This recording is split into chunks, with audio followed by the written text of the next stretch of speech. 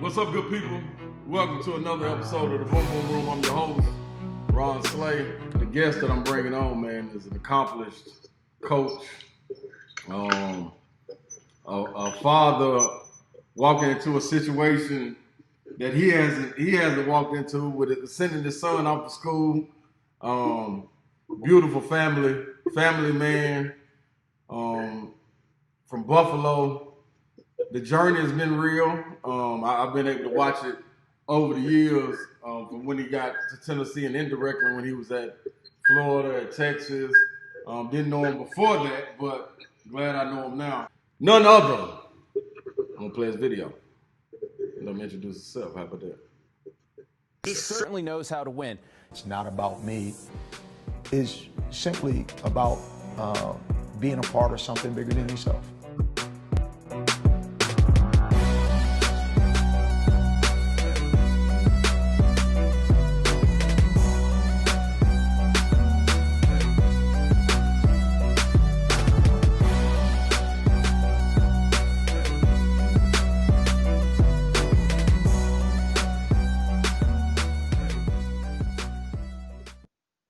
Ladies and gentlemen, none other than the Rob Lanier. Coach Rob Lanier, what's happening, man? Man, how you doing, brother? Great to see you. I'm doing good. I appreciate you coming on, sharing a little time with us during this pandemic, and you trying to get things in order down at school, without players being there. But share your time right now with us. I appreciate that. I'm glad to be here with you, man. It's a unique time, like you and I were talking a little bit before we came on live, and I've been trying to enjoy this time with my family the best I can, like you said, because I'm getting ready to send a young fella off to school next week, actually. So we've enjoyed this unexpected time together. Okay. So this time leading up to this, take us through a little brief journey, dating back to you getting into basketball and then starting to fall in love with basketball. At what time did you do that? And I have some pictures that I'm gonna share later with. I'm gonna share later with the people. And they can see Rob. Right. They see Rob over there with the suits and everything. But I want the people to see him with the short shorts, the calves popping. Getting ready to cross someone. I want to give the people the whole perspective. But let's talk about that, man. How'd you get to St. Bonaventure? Talk about you growing up in Buffalo. Talk about a little bit of that for me. Yeah, Buffalo, New York. I grew up on what we refer to as the East Side, Ferry Grider homes. We talk about them as the Donovan Drive projects. Right. And I at a young age, I had a real affinity for the game. Obviously, when you grow up in in an urban area like that, there's a lot of things going on. But I think third grade, I really developed like a real passion for basketball. And I when I was 8 or 9, I used to go to a place called the Bailey and Dope Boys Club, and the director of that boys club was a guy by the name of Jerry Rowe. And Jerry had a 2-year-old son at the time who you got to know later, named Jason. Yeah. And Jerry told me and my best friend Gordy, he said that we were pretty good for our age, third grade. And he said, if you want to play against the best guys in the city, you need to come to the Master Boys Club. And so me and my man Gordy, we went over there that day. And I think it changed my life being in that environment, because there were guys like you there, Ron, in the building. First of all, there was black men in the building. Right. Former head coach at University of Buffalo, guy by the name of Kenny Pope, was the director of the boys club. And then there was about 4 or 5 black men whose presence inside the building kind of created a culture inside the boys club. And because of that, it's where the best pickup games, and they were college guys, high school guys. A lot of the best guys in the city came through there. So as a 10-year-old, I got exposed to the competitiveness, the work ethic, just the integrity of basketball, and a lot of it was created by those black men: Right. Joe Brown, Larry Peach, Leonard Garcia Leonard, Kelly Thunderbolt, Burke, Nick Moore. These were guys that had a huge impact on a lot of us. Right. Most of us who came through that boys club can consider ourselves Maston Boys Club alumnus. Mm-hmm. So I played high school basketball for a guy by the name of Sonny Atiel, who was like a father figure to me. I met him at the Boys and Girls Club. Right. And he had a pretty good reputation because he had won a state championship in the past with a point guard by the name of Tyrone Beeman. Tyrone Beeman was the point guard under Don DeVoe at Tennessee, alongside Dale Ellis. He was a senior the year that Tony White was a freshman. Right, was it? And Tyrone Beeman was my assistant coach in high school. So what a small world that is, Yeah. And so, high school ball, had a good career, and then went on to play at St. Bonaventure for 4 years, where we were just okay. We weren't very good, and I was an average college player. And I figured out midway through my career, I averaged 10 points a game as a junior and as a senior, so I was an okay player, but I wasn't great by any stretch. But I learned when I was a sophomore, we were playing at Syracuse in the Dome. Derek Coleman, Ronnie Cycli, Sherman Douglas, Stevie Thompson. I had 13 points and 3 assists in the game, which not bad, but I knew that they were different. Right. I knew that on the court that I wasn't one of the pros out there. Yeah. Yeah. And I really that year started thinking about coaching. Really. And then I was a good student, and I had all my degree requirements done by the first semester of my senior year. Right. And so spring of my senior year, I had to do an internship.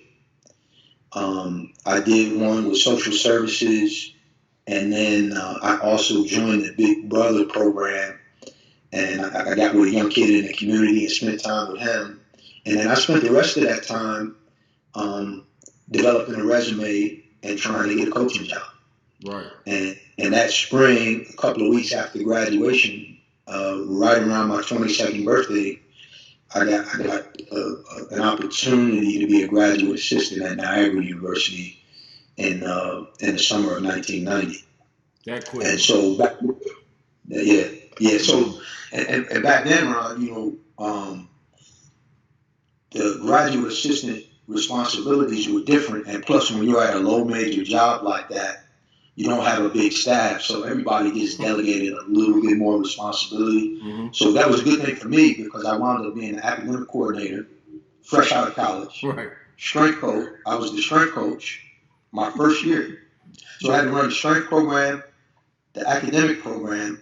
I was working on a master's degree, and there wasn't the restrictions on coaching. Like I could go on the floor and do stuff at practice with scouting. The only thing I really couldn't do those first couple of years was recruit. So I worked for a really organized guy by the name of Jack Armstrong. He does the color atlas for the Toronto Raptors, travels with the team. But at the time, he was a 27-year-old head coach. He was super organized dude, really meticulous, almost like an excessive compulsive personality. So it was good for me as just coming out of college to work for a guy that was that meticulous, who was giving me a ton of responsibility. And I learned right away. I was the same age. There were 3 players on the team older than me. But that balance between professionalism and being able to connect with the players, finding that balance, I had to find that right away because I had so much responsibility. Right. And I think that helped me quite a bit, to develop a positive reputation. And then 2 years later, I got the job at St. Bonaventure with Jim Barron, who was a great player at St. Bonnie. We were both alumni of school, and I spent 5 years there with him. And then I left in 1997. I left St. Bonaventure to go to Rutgers University. And after 2 years there, I got an opportunity to go work for Rick Barnes at the University of Texas. Mm-hmm. And it was at that point where I really started to develop a sense for a blueprint on how you can really do this thing. Right. And I probably should have stayed with him longer, because that first go round with him. But what was happening is I was developing this reputation. That, my reputation was really moving along. I was like, this guy's going to be a head coach. Mm-hmm. He's going to be, And so after 2 years with Rick, actually when I was at Rutgers, I had 2 head coaching interviews. Yeah. I didn't know what the hell I was doing. But I got two interviews at 28 years old. Yeah.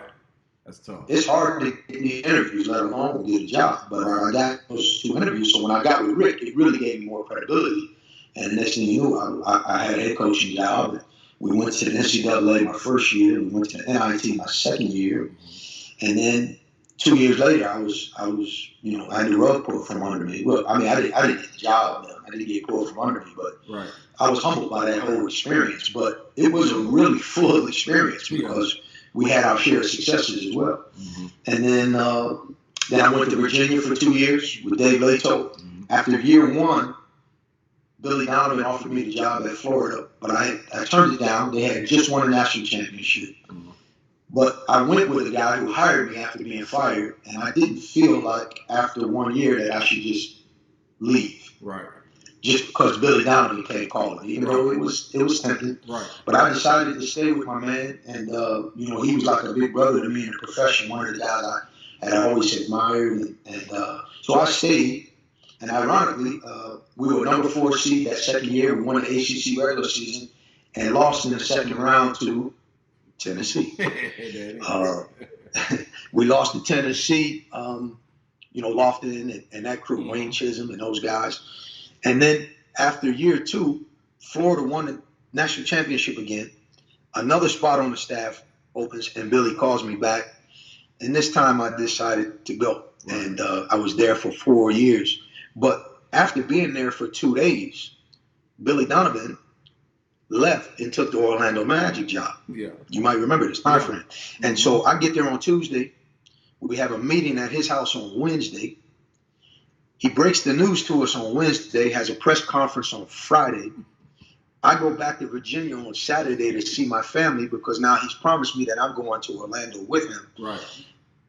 And so I'm really confused. During that time, Anthony Grant was offered the job at Florida. He asked me if I wanted to stay at Florida. Dave Leto asked, did I want to come back to Virginia? And Billy saying, well, you can come to Orlando. So I go back home and say, listen, I'm just going to go see my wife and kids. They're babies at the time. So I get back to Charlottesville on Saturday. Mm-hmm. Sunday, Billy calls and says he changed his mind. He's coming back to Florida.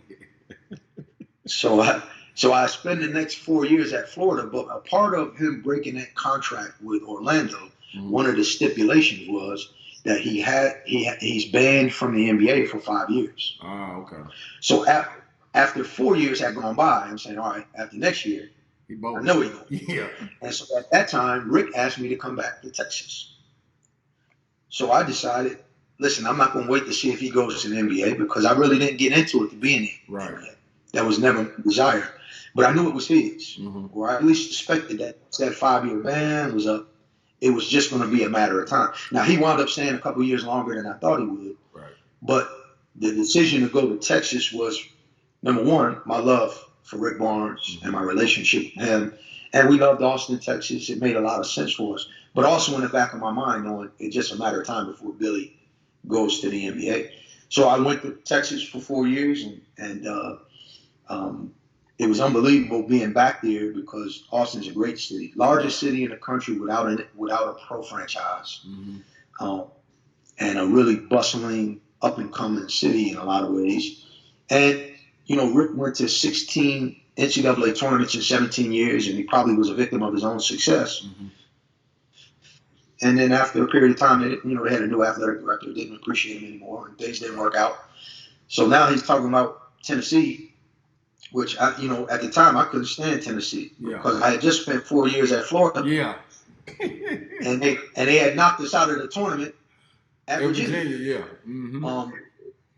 But and I was in denial because I didn't think we were going to get let go. Right. But Rick kept saying to me, "What do you think about Tennessee?" And I was like, "Man, you don't got to worry about that. We're going to be straight, you know." And sure enough, I was in Dallas watching Emory play, and he had a press conference that day.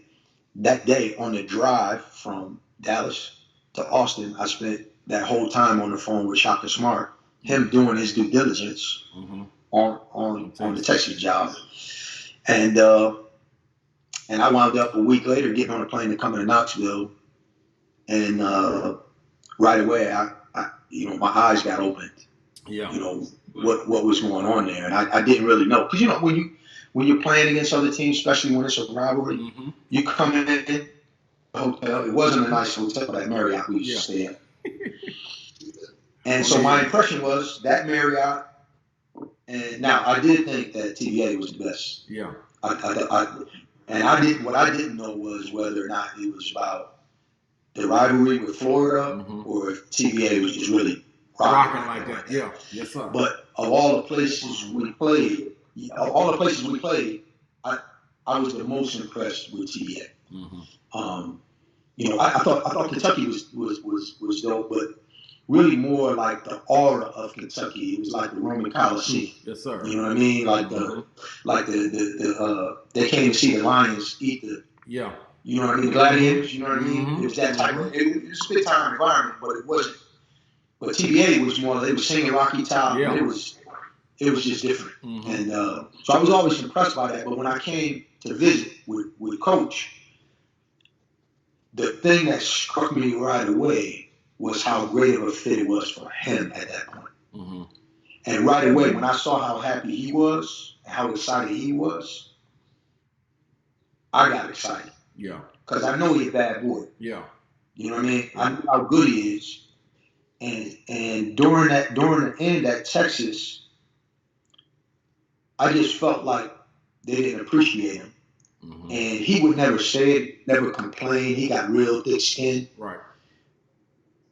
But for me, I was like, man, this dude, he deserves better than this. Yeah. And then so when he was at Tennessee for already like 8 days before I got here, and he already knew his way around town. I didn't realize at the time that his wife graduated from there, and he just really, his energy, man, was back. Yeah. And I was like, my man is back. Let's go. And so I got excited about being there. Then it was just a matter of, my kids and everything transitioning there. Yeah. But, and then, we got there and implemented his vision and his plan. And you can see that it's coming to fruition, and now the program is really on rock solid ground. Now let me ask you a question, Rob, before you go further into it. As a fan and a former athlete there at UT, we're looking at it as, I know me and a couple of my teammates were on the group chat. Man, is this Coach Barnes' last stop? You know what I'm saying? Is this a situation he's getting ready to ride off into the sunset, one last hurrah? But when you guys got there, the way you all opened up to the former athletes that played there, to the community, man, I was taken back. Like I definitely wasn't expecting that. I knew that, because before him getting there, you had Conzo there, who was a great guy. Love Conzo to death. I feel he was, he got a bad end of the stick on that deal, you know what I mean? But he came out on the other side of it, did great at Cal, did in Missouri.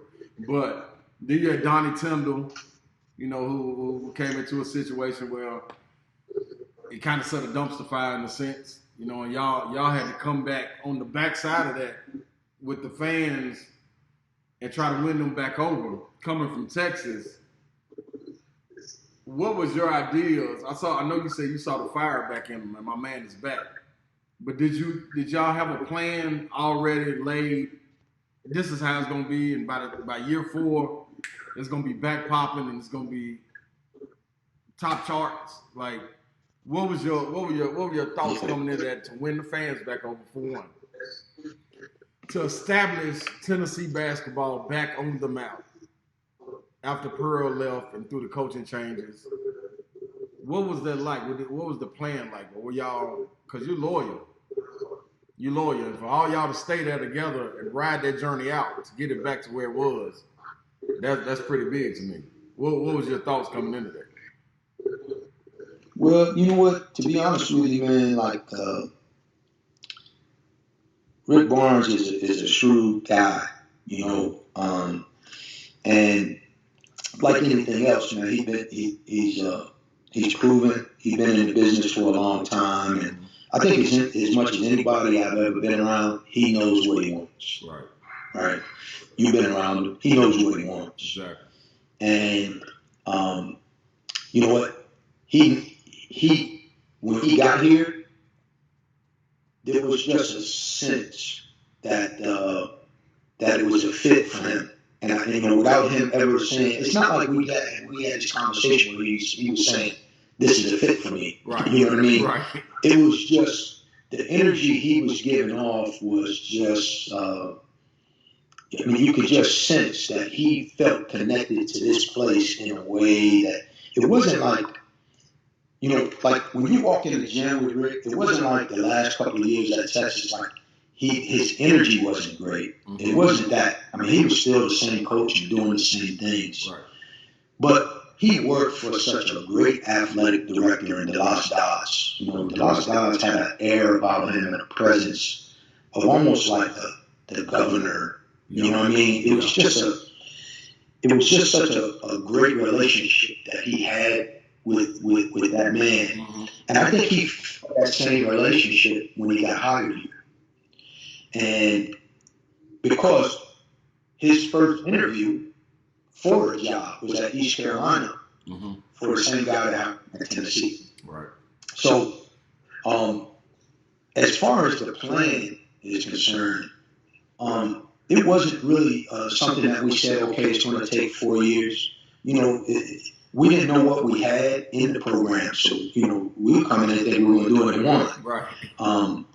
But however long it took, we were going to do it right. Mm-hmm. We were going to do it our way. We weren't going to take any shortcuts. And we weren't going to compromise the integrity of the program to get there. Right. We were going to do it our way, in a way that everybody could be proud of. And I remember him saying is that he wanted to create a love affair with the fan base and the program. And I think he's done that in large part by just being the man that he is. Right. He loves that community. He loves being at the school. And I could sense that excitement when I came here to visit him. And I was feeding off his excitement. And then it was just a matter of getting to work. Yeah. And getting out and creating relationships in the community, and then also doing the same thing on the recruiting trail and finding our type of guys. Right. And we were able to get guys in there that fit our approach to the way we want to build it, which sometimes that's a 5-star, sometimes it's not, and it's hard for people to wrap their minds around that at first, because most people, when they engage with recruiting, they feel better when they see them more stars. Yeah. And I get that. And I think now with the really good programs, I think a fan base actually respects the way a program operates, and they just trust that, well, if they're taking them, it must be good. Right. And they trust that process once you establish yourself. And I think that's where the program is now. And that's you can see it. You know, the equity was built up, and you can bring in guys that you can groom and get to that next level. Talk about the development that the players that you guys had with the players, because when Grant came in, I didn't see Grant being a 2-time SEC Player of the Year. Like, it was no way, no how. You saw flashes, you know, but I looked at him as a 4-year guy that was going to get it done. But each year it took different steps, man. It left me like, man, we in good hands. He might need the ball a lot more, you know what I'm saying? Then you got guys like Admiral. You got to see him feeding off of Grant, you know, and behind the scenes, could you take us behind the scenes and show us what that competitive fire was like. Those guys, of course, you guys are gonna push them. You're the coaches, but what about the kids themselves, the young men pushing each other and trying to hold each other accountable? And then we'll get to where you got to the INAM and how that became a mantra of the team. Yeah, you know what? I talk about this with my team right now. Is work ethic. We talk about 4 different categories: what's required and what's expected. Right?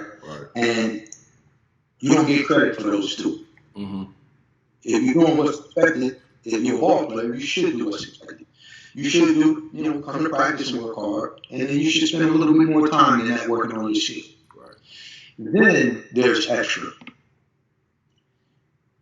In the culture that coach creates, that group, more than half the team was in the extra category. Mm-hmm. The last category is special. And so, if your team is any good, your team's going to do what's required and do what's expected. If you ain't got those 2, you're in trouble. Yeah.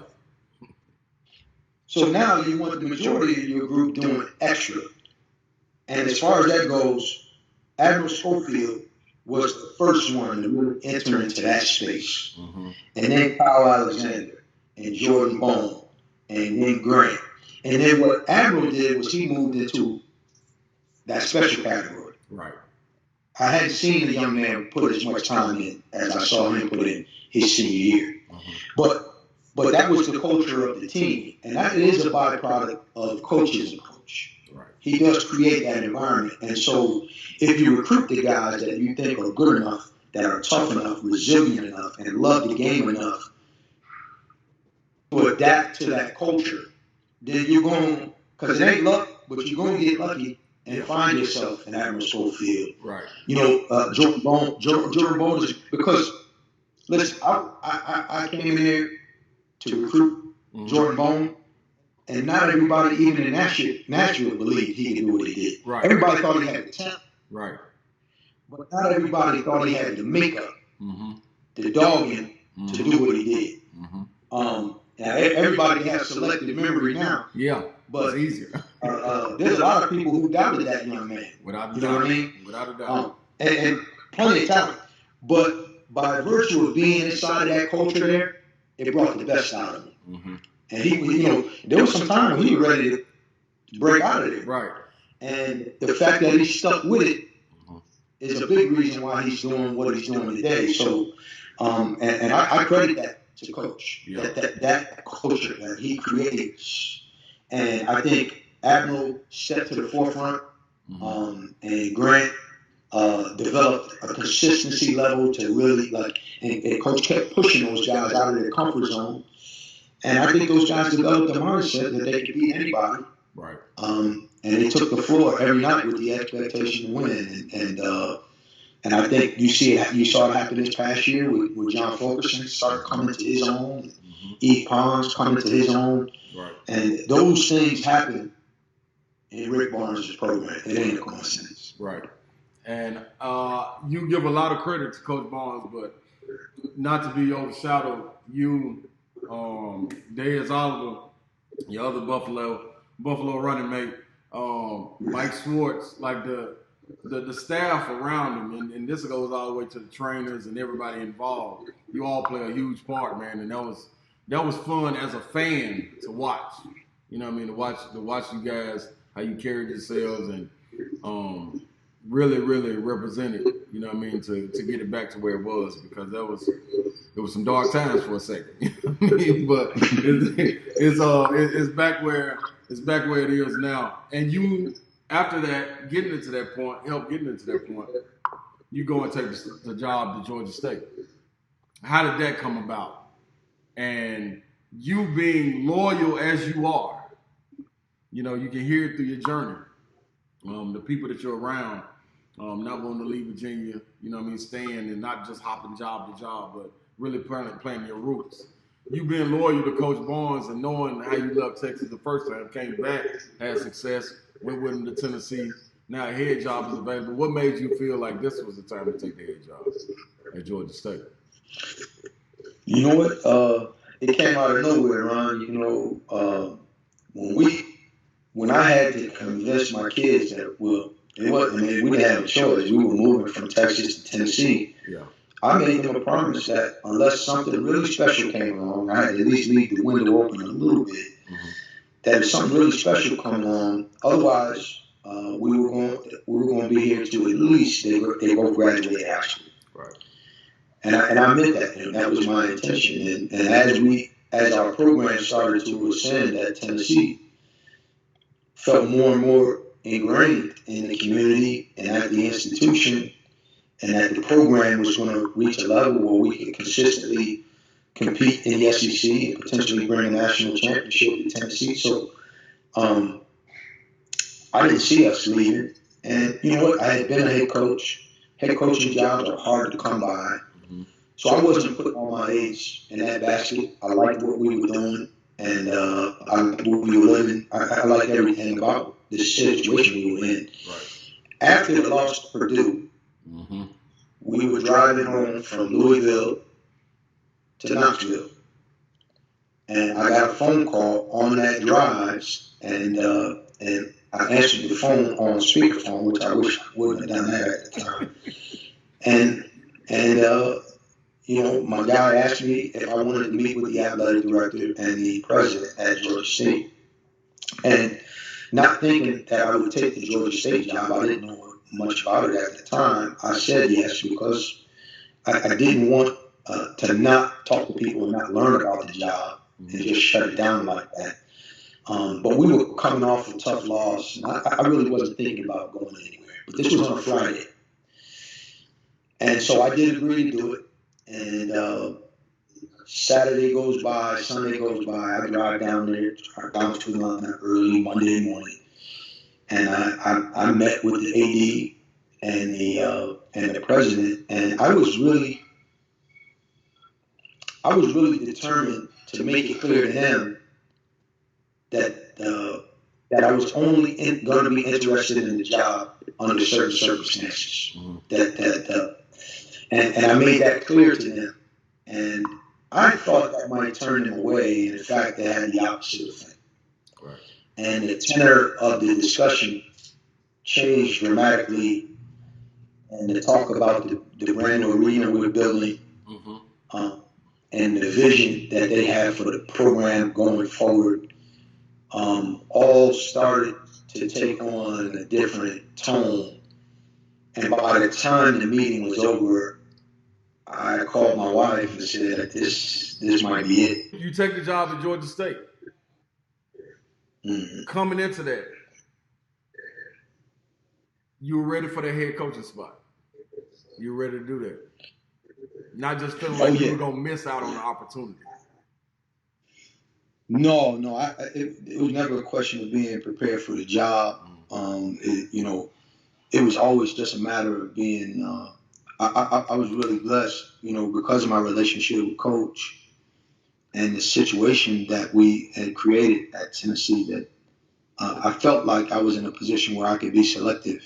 That if I was going to go somewhere, that it really had to be a certain way, and that's why I went into the interview like I said the way I did, because I was not in a hurry to leave, and I had some personal criteria on what it would take for me to leave, and I felt like Georgia State had checked all of those boxes, and I didn't anticipate that being the case, but it did, and so the tough part was to convince my kids to leave Knoxville.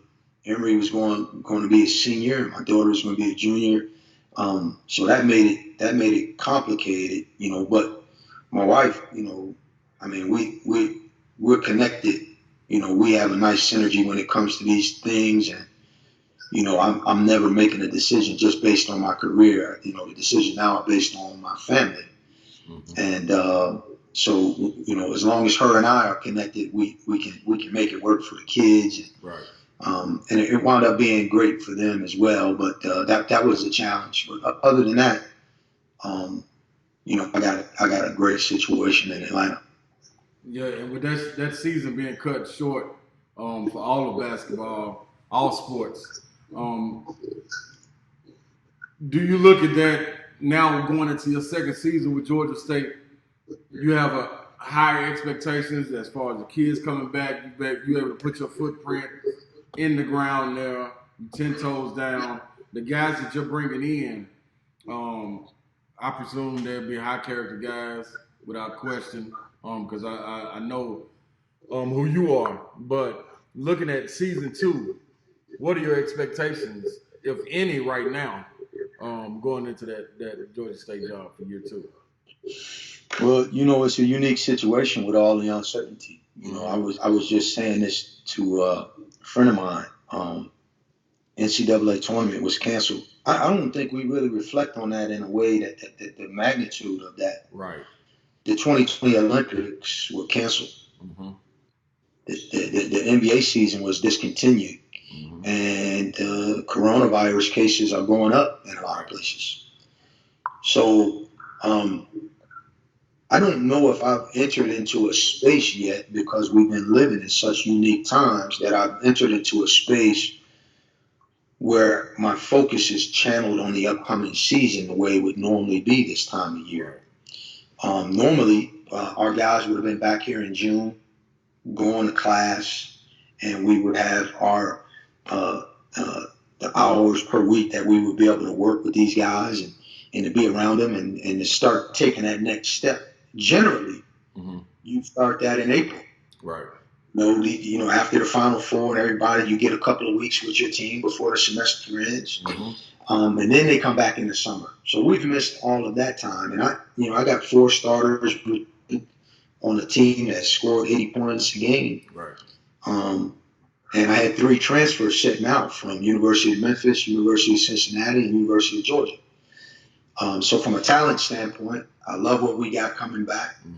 Obviously, we're not a team yet, but we are very talented. Right. And so I'm excited about being able to work with the group. And I want to spend time with them this summer just to be with them right now. Right. Like when they come back, I just want to be with them. And I want to help them get better, knowing that the reality is we don't know what the future holds. So whatever time we get together, I just want to enjoy that time with them. Right. Help them get better, spend some time together as a team, and moving forward, if the season, things go as we'd all hoped they to, we'll be ready. But if not, we just want to enjoy the time we got. Yeah. And it's the same approach I've taken with my family. Like my son's going to go away and be up there. So I'm just trying to enjoy this time. Me and my wife go for a walk every day. We still hold hands. We still like each other. You know what I mean? Yeah. And I've been having some quality time with my kids. And so I've taken the approach that instead of thinking about November and December and trying to figure out what's going to happen with this virus and if the flu season comes and when they get back, we just going to really take it one day at a time and try to enjoy being together. Right. So now these are going to be some more personal questions for you, Rob. You know what I mean? Then we're going to get you out of here. Appreciate the time again, but I know the type of father you are. I think the people know you're very family oriented. How do you juggle being a father of so many other young men and also being a father of the 2 you have, your daughter and your son? How do you juggle it? Because there's a lot of pieces that miss that kids like me coming into school miss.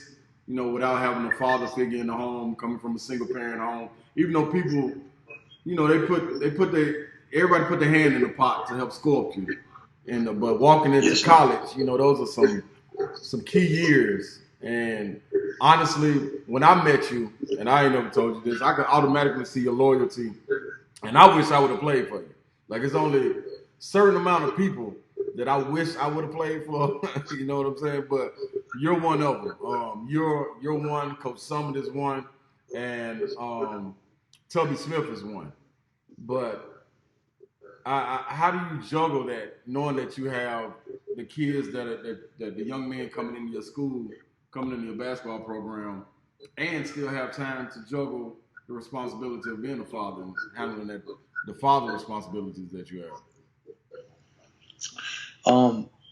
Me and you had similar experience like a lot of people. You know, I didn't grow up with a father figure in the home, and like I told you, after that Syracuse game, I knew I wasn't a pro. Right. But that really wasn't my goal. Mm-hmm. My goal wasn't really to be a pro. I love the game, Right. but I never, that delusion didn't stay with me for long. I dreamt about it when I was really young, but my real goal was to have a family. That was my life goal. More than being a coach, I couldn't have told you when I was a kid that I wanted to be a coach, Right. or that but I knew I wanted to be a father. I knew I wanted to have a family. I knew I wanted to be together on Christmas. Right. I never sat at a dinner table with my family as a kid and had dinner. I don't know. I never had that experience. Mm-hmm. I don't know what that's like. You know what I mean? So I wanted those things. I really wanted those things. And a lot of times when you grow up in that environment, you just wind up staying in that cycle. Right. But for me, I wanted to break that cycle. You know, like me and you were talking off the air. I bought my son a car. I mean, I had to go to a quiet place and cry. Right. That because I was able to do that for my son. Mm-hmm. You know what I mean? That meant more to me than it meant to him to get the car. Right. The fact that I was able to come from where I come from. Listen, when I was, people don't know this. Like when I was being recruited, there was no cell phones. Mm-hmm. But I lived in an apartment 204K, and Desmond Oliver lived in apartment 204M. College coaches called his house, and they would come and get me because we didn't have no phone. Yeah. So, I for me, it's always been my goal to have a family, and it's always been my relationship with people younger than me to try to help them, whether it was Jason Rowe or we talked about Lenny Stokes. Mm-hmm. Those guys are younger than me. Right. But that was my relationship with them. And so as far as the balance piece, I'm gonna find time for my kids because I'm excited to be with them. Right. I'm excited to spend time to be a part of my kids' lives. That comes easily. Mm-hmm. It doesn't come easily on my schedule. Right. But when I have time, when I can make time, I do. Mm-hmm. And as far as my relationship with the guys, that's always a fine line of having a relationship and having a trust, mm-hmm. and also being able to apply the teaching, the discipline, and being able to coach them hard enough to get them to do the things you need to do. Right. And for me, that comes with trust, not with fear. Mm-hmm. And I can be as passionate as anybody else, but it's not based on me trying to scare somebody. It's about really me believing in them and my passion and them knowing that I love them. And so, and I think that's the relationship that I've tried to have with most guys. It ain't always the same with everybody, you know that. Mm-hmm. But I do care enough about those relationships, and I think by and large, if you're true to that, people know. Yeah. And you can't trick these dudes. Nah. These days. Not that you ever could. You know what I mean? Right. And so I'm just fortunate that I've been around good people. Mm-hmm. And I've been able to experience some good things, and now I get a chance to be in that chair and mold a program that fits my personality. Yeah. So you can't see the comments right now, but on Facebook we got a couple people watching. Jason Rose said, "Thank you for everything, Rob Lanier." Marcus Green. Bonnie, one of your fellow Bonnies said that's a great goal. Yeah, there you go. Yeah, but I want to say though, Rob, like it's different, man, because it's very seldom do you meet people. I'm 38, be 39 this week that you feel like you can call on. You know what I mean? And I feel like knowing you in a short window, but I've hit you up numerous times asking you advice and everything along those lines. It's the people that you touch, man, continue being you, man. Your loyalty oozes out of you. I know you will, but I never said that to you, but I wanted to say that, you know what I mean? And yeah, that means a lot, man. Like I see the family that you have, man, and that's goals for a guy about to be 39. You know what I mean? So, but to be able to reach out and touch that, you know what I mean? It's also like the influences that come back. You know what I mean? I was able to touch a Ron Mercer, talk to a Dante Jones, and all those helped me in my basketball life. But after the cheering is stopped and it's over with, you know what I mean? Men like you that I've been able to come in contact with allow me to set different goals. You know what I'm saying? So I salute you in that, man. And I got one more question Likewise, for you brother. before you get out of here. Likewise, man. My family, man, we hold you in the highest esteem, man. You got a gift. You're a special person, man. You know what I mean? Like, Appreciate that. felt like that from day one. You know what I mean? So it's just ironic that our worlds were connected by some other people and we didn't even know it. That is wild. That is wild. So I'm last one, then we'll wrap up. I know you and how important character is to you in an individual. How much does that weigh in on the type of player you recruit to be a part of any program you've been affiliated with?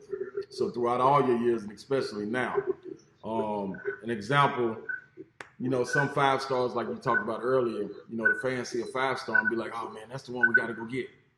But not knowing the background of them, and that doesn't mean people don't need second chances or third chances, but a sketchy 5-star versus a 3-star that has work ethic and comes from a background where he's gonna be hungry going into it. How do you do that when you go about recruiting? Yeah, for us, Ron, in the time frame that we're in now, I wrote an article about this on my website. You're familiar with the website I have, and the offer thing is really kind of such a big thing now. Right. And I'm sure it's the same way at Tennessee now, but for us, we don't offer a lot of people, and we're not caught up in the offer Olympics. You know what I mean? Like, I say to young people all the time, if you saw a girl who was really fine, you wouldn't just go propose to her. You would still get to know her first. Right. And then based on that connection, you might say, let's take the next step. In our profession, all of a sudden, what happens is everybody, they make the proposal first, and then they try to build a relationship off that. It's backwards. And I'm not necessarily being critical of people that do it. I'm just giving you my perspective on it, that it's important for me to really know who I'm going to be connected with. And I've always thought that we get 13 scholarships. And there's going to be young people who really love the game, who are passionate, who are good people, who don't necessarily understand fully the importance of getting an education. I can deal with them. I can get them to see it the right way. I believe if they really care about their future enough to work hard at the game, we could get them to be more conscientious academically. There might be kids who are very conscientious academically who don't fully love the game, but they have the ability and they can bring some value to your team. Those kids who don't love the game or school, those are the ones that I think hurt your program, because you're trying to connect with somebody that you have nothing in common with as a coach. Other than that, they might be a good person, but there's plenty of good people. They don't have to have one of my 13 scholarships. So you could be a good person. We can stay in touch and everything else, but not as a member of my team. And so I want young people that care about their future. Some of them, they only see it through basketball. We got to help them see it from a broader perspective, because we all know that basketball is only going to last for so long. And there are guys who care about their future outside of basketball, who are talented enough to help you on the court, and you got to get them to challenge themselves to be the best version of themselves also. And so when I walk in the gym every day, I talk about this with my staff. There's a certain energy in that room when you walk in there, and part of it is the energy that I bring. And And my energy is always going to be better when I got 13, 15 guys in there that I like being around. Mm-hmm. And so that's what we try to do: get good people who are competitive, who are talented, yeah. Who care about their futures, and then we can help give them the information that me and you have as grown-ups. Right. We can help them realize what the real big picture is, because we all have something in common that we want to achieve something. Exactly. You know, I just don't want to be dragged down by them dudes who don't want to achieve anything. Yeah. They just want free sneakers and free meals and a room and board. Yeah. I'm trying to avoid those cats. That's a good thing to avoid. I appreciate you, Coach, and we can go on, but I'm gonna let you get on out of here. I got one thing for you. What's your take on your kids playing? Well, not necessarily your kids, but kids today playing 2 sports or 3 sports. Do you think kids getting trained as 8 years old and them focusing on that one sport, not playing football, not playing baseball, not playing soccer, whatever it may be? What's your take on that? As far as kids just playing not multi-sports. Yeah, I think the younger kids are, the more you got to allow them to explore and learn and experience things. Mm-hmm. And I think there's a difference between a young person channeling their passion into something that they're passionate about versus someone channeling them into something. Right. You understand? Right. And so sometimes you have people, whether it's a parent or a coach, who push a kid into a certain thing. Mm-hmm. But when a kid loves basketball and that's all he wants to do, I wouldn't fight that. Right. If a kid loves football and that's where he wants to channel his energy, mm-hmm. I wouldn't fight that. And if a kid is just competitive and wants to do different things, I wouldn't fight that. Right. I think you got to let young people explore their own passion and find their own niche. And when they do, if they really get locked into it, then I think you got to encourage them to try to be the best they can be at the thing that they love the most. Right. Right. I think you hit that spot on. Parents, I hope you listening, man. Like that's key. You always hear me preaching it. So it's coming from outside source now. I appreciate that, Rob, man. And enjoy your time. I appreciate the energy you always give out. Appreciate your family, man. It's all love. Anytime you need me, you know I'm there. It is what it is, my man. I appreciate you joining us in the Boom Boom Room. Oh. All right. Love you, man. Appreciate you. Tell my guy, you got Jarvis Hayes down there on staff. Yes, sir. Tell my guy, say what's up, man. Hello. Hey, that's my guy, man. We have some nice battles in the SEC, man. Jarvis, man, you gotta come down. You gotta come down and see us, man. Don't worry, I'll be there soon. And I need the Boom Boom Room open if I come down there, though, Coach. Just X off the paint for me and let me take some of the players to work. That's all I want to do. There we go. Hey, you know what? We need to make a date on that one now. Yeah, it is. Yes, I'm back in shape. I done dropped 10. I got 10 more to go, baby. Come on, man. Come on. Come on and do it. I appreciate it, man. Appreciate you, brother. No doubt. Man, love you. Love. Yes, sir. Yes, sir. People, that is Coach Rob Lanier, man. Joining us in the Boom Boom Room. Really appreciate him taking time out his day to join us. I hope everybody got something out of that. Parents, kids, high schoolers, college students, fans of the game, whatever it may be. That's what it is in the Boom Boom Room. Unfiltered, man, and we appreciate them sliding through. You know I can't leave you without, a little promotion. Got to hit them with a little promotion. Go to YouTube, subscribe to the channel. I love for you to follow and see the past interviews that we had. The interviews that's coming. So I got a couple in the host. We're gonna have more coaches on. We got a list of people that's gonna come on the Boom Boom Room. It's gonna be interesting. I'm gonna start tailoring off a little bit from the basketball and start diving in a couple of more football guys. But look forward to some more women in the Boom Boom Room. Also, we got Monica Abbott coming up soon. We got Marcus Fitzgerald Jr. July 12th. It's gonna be some good interviews. So. Man, the energy is good. Keep the energy live. It's gonna be popping. We're gonna get more people in. Let me show you the channel. Let me show you the channel so you know. Ooh, that's a sleigh ride. Don't forget about that. That is the Sleigh Ride. A Sleigh Ride, The Journey of a Legend. Book coming soon, audio book coming soon also. Wrapping that up. Got some good things done during the pandemic. So don't forget about that. But also, let me give you what the screen looks like. This is the screen that you need to go to join the YouTube channel. Hey, that would I can't spell it out for you. Just go to it, type in Ron Slay on YouTube, click on subscribe, create your page, join it. Go watch the old interviews. There's something good on there, man. Something good on there for everybody. Also, gotta give a special shout out. Rest in peace, Pat Summitt. Coach Pat Summitt. Still love you. Your legacy lives on. That's the Boom Boom Room, people. July 12th is we'll be back. Next Sunday, I'll be on to take questions and get some feedback from you all. Just a short, brief intermission to Marcus Fitzgerald Jr. coming up on July 12th, man. This has been the Boom Boom Room. Appreciate Rob coming through. Salute the Buffaloes. Salute to Jason Rose. Salute to Marcus Green and Lil Bonnie. Leonard Stokes, my man.